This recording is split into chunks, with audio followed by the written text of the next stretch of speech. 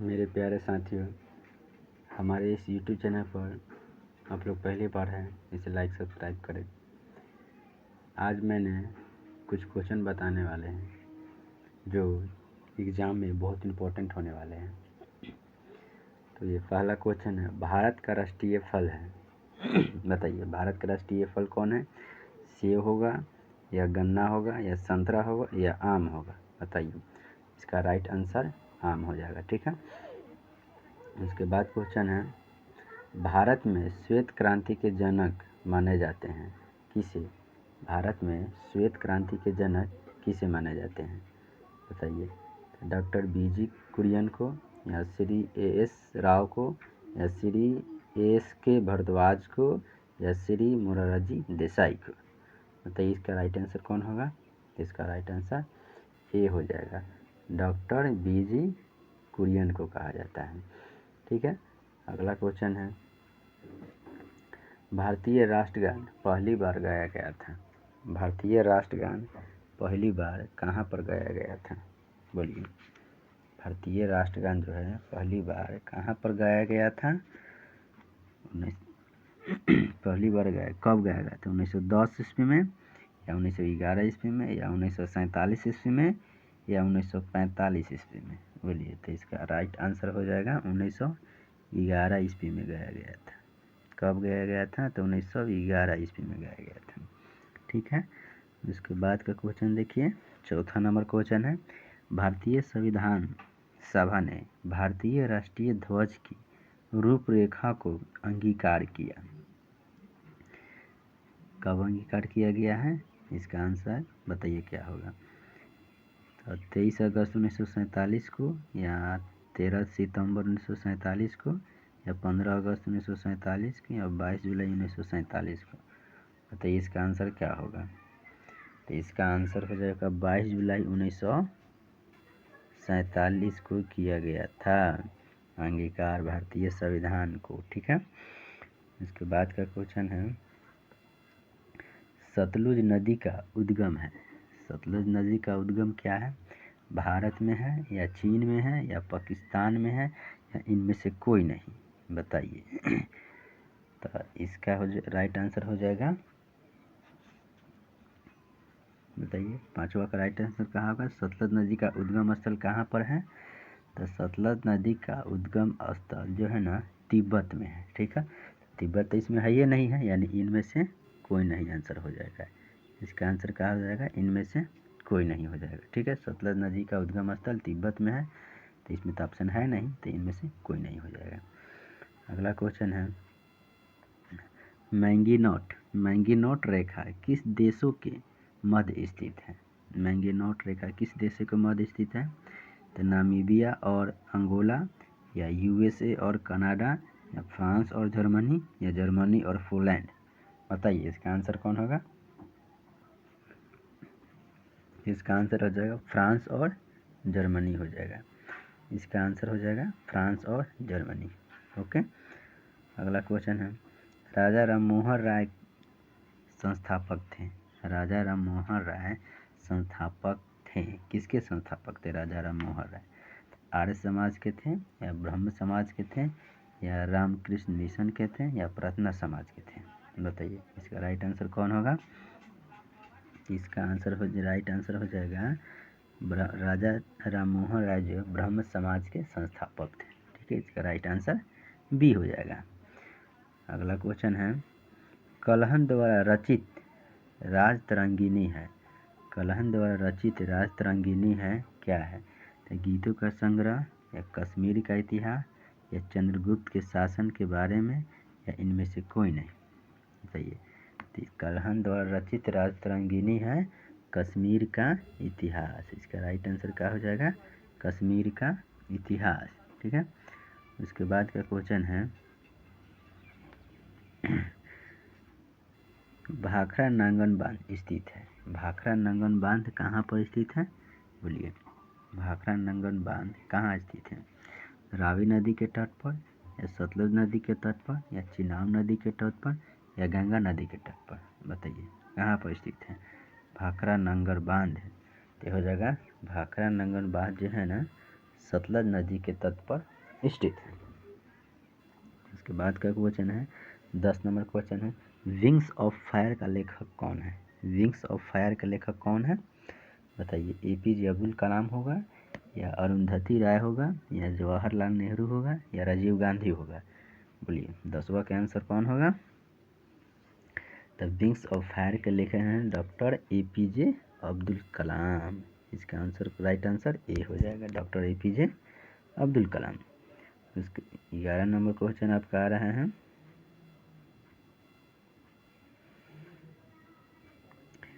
संपूर्ण क्रांति का आह्वान किया गया था महात्मा गांधी के द्वारा, या भगत सिंह के द्वारा, या डॉक्टर भीमराव अम्बेडकर के द्वारा, या जयप्रकाश नारायण के द्वारा? बोलिए किसके द्वारा किया गया था? बोलिए। तो इसका राइट आंसर हो जाएगा जयप्रकाश नारायण के द्वारा। राइट, संपूर्ण क्रांति का आह्वान किया गया था किसके द्वारा? तो जयप्रकाश नारायण के द्वारा।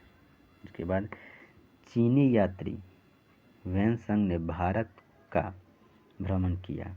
चीनी यात्री ह्वेनसांग ने भारत का भ्रमण किया अशोक के शासनकाल में, या चंद्रगुप्त के शासनकाल में, या हर्षवर्धन के शासनकाल में, या चंद्रगुप्त द्वितीय के शासनकाल में? बोलिए कब किया था?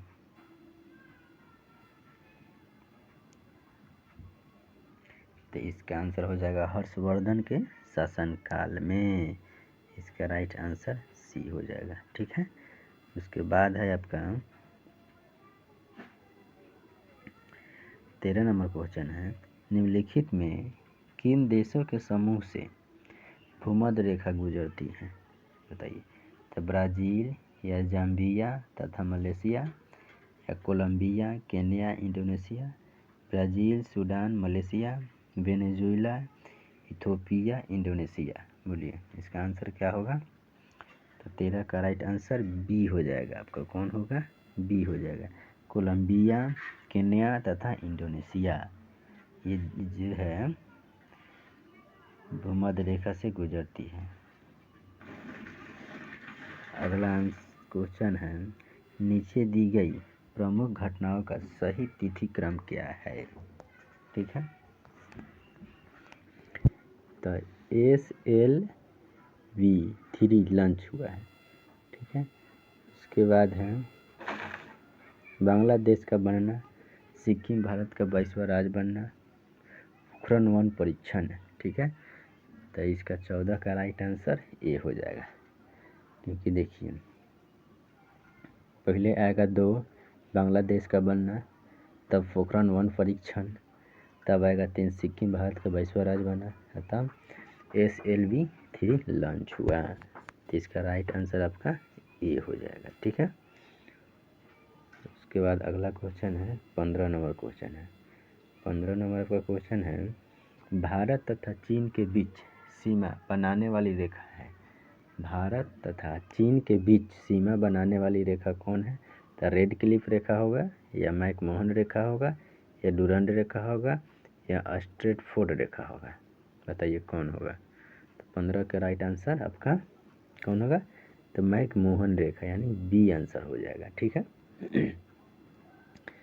अगला है हड़प्पा सभ्यता संबंधित है। हड़प्पा सभ्यता किससे संबंधित है? बताइए। 16 नंबर क्वेश्चन है, कांस्य युग से है, या नवपाषाण युग से है, पाषाण युग से है, या लौह युग से है? बोलिए। 16 का राइट आंसर हड़प्पा सभ्यता जो है ना कांस्य युग से संबंधित है। ठीक है। हड़प्पा 16 का राइट आंसर ए हो जाएगा। आगे हम राजनीति का निम्नलिखित में से कौन सा एक दिशा निर्देशक सिद्धांत महात्मा गांधी के दर्शन से जुड़ा हुआ है?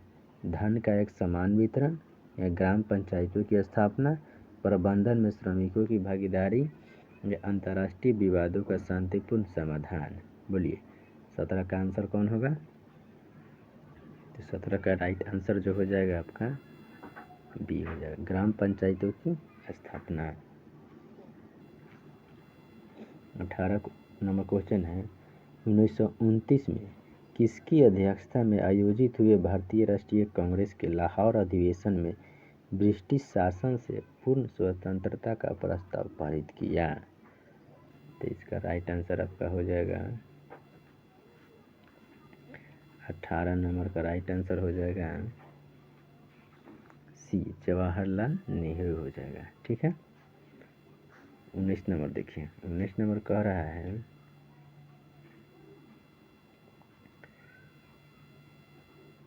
1857 की क्रांति में निम्नलिखित में से किसे एक मित्र द्वारा धोखा मिला, ब्रिटिश द्वारा पकड़ा गया तथा मार दिया गया? नानाशाही या कुंवर सिंह या खान बहादुर खान या तात्या टोपे? बोलिए। तो 19 का आंसर हो जाएगा आपका तात्या टोपे। अब 20वां क्वेश्चन देखते हैं। 20 नंबर क्वेश्चन है, केंद्रीय जल एवं विद्युत शोध केंद्र कहाँ स्थित है? केंद्रीय जल एवं विद्युत शोध केंद्र कहाँ स्थित है? तो खड़गवासला में। कहाँ पर है? तो खड़गवासला में। ठीक है। केंद्रीय जल एवं विद्युत शोध केंद्र कहाँ है? खड़गवासला में। दुनिया का नवीनतम देश कौन है? दुनिया का नवीनतम देश कौन है? बोलिए। दक्षिण सूडान गणतंत्र या बेलारूस या अजरबैजान या बहरीन? बोलिए। तो इसका राइट आंसर हो जाएगा आपका 21 का दक्षिण सूडान गणतंत्र। 22 नंबर देखिए आप, न्यूनतम साक्षरता वाला प्रदेश कौन है? न्यूनतम साक्षरता वाला प्रदेश कौन है आपका? तो बोलिए। तो ये आपका जो है नहीं तो बहुत ईजी है, बिहार है। ठीक है। न्यूनतम साक्षरता वाला प्रदेश बिहार है आपका। सम्राट अशोक महान जिसने 40 वर्षों तक भारत में राज किया की राजधानी का उस समय नाम क्या था? अशोक के समय राजधानी के नाम क्या था बताइए। तो इसका राइट आंसर हो जाएगा पाटलिपुत्र। अशोक के शासनकाल के समय बिहार की राजधानी का नाम था पाटलिपुत्र। ठीक है। अगला है, ऐसा प्रथम इंजीनियरिंग स्नातक जो किसी राज्य का 2 बार मुख्यमंत्री रहा हो संबंधित है? किससे संबंधित है? तो बिहार से। ये है बिहार से है।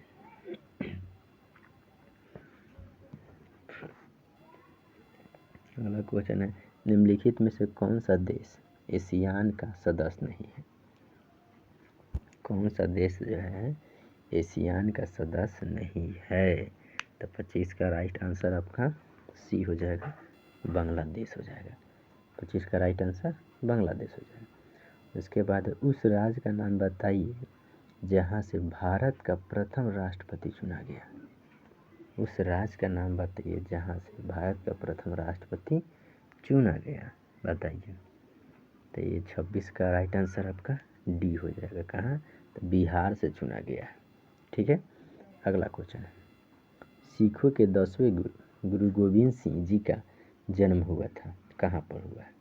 बोलिए। अमृतसर में या दिल्ली में या पटना में या कोलकाता में? तो गुरु गोविंद सिंह का जो जन्म हुआ है ना, पटना में हुआ है। ठीक है। अगला क्वेश्चन है, 1946 में गठित अंतरिम सरकार में डॉक्टर राजेंद्र प्रसाद किस विभाग के मंत्री थे? डॉक्टर राजेंद्र प्रसाद किस विभाग के मंत्री थे अंतरिम? 28 का आपका राइट आंसर हो जाएगा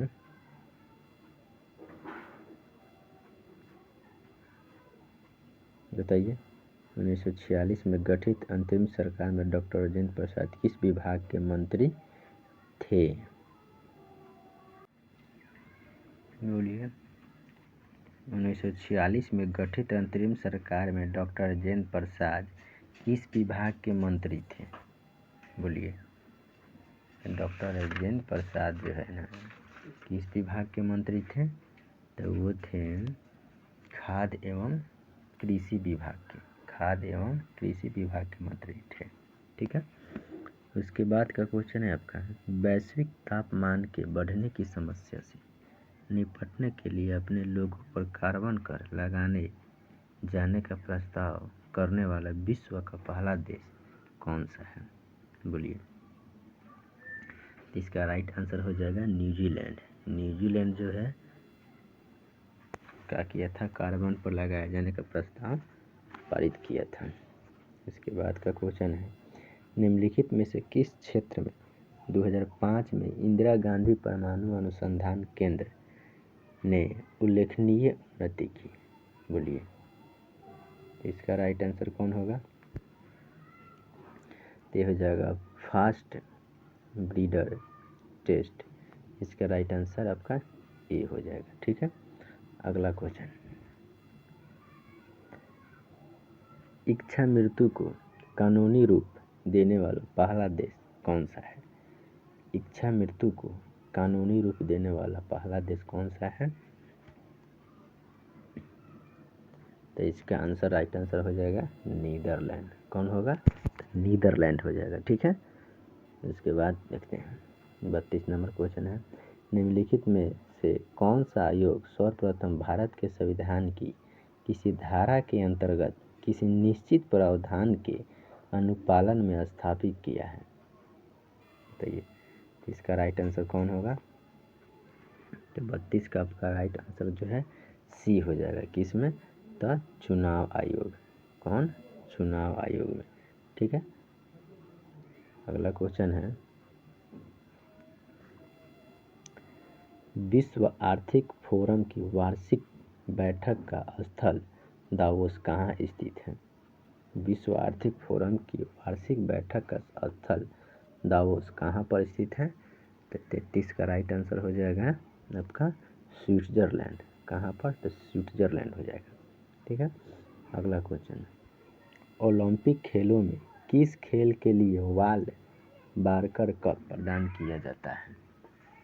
बोलिए, तो इसका आंसर हो जाएगा मुक्केबाजी में। इसका आंसर बी हो जाएगा, मुक्केबाजी में। प्राचीन नगर तक्षशिला निम्नलिखित में से किनके बीच में स्थित है? प्राचीन नगर तक्षशिला निम्नलिखित में से किनके बीच में स्थित है?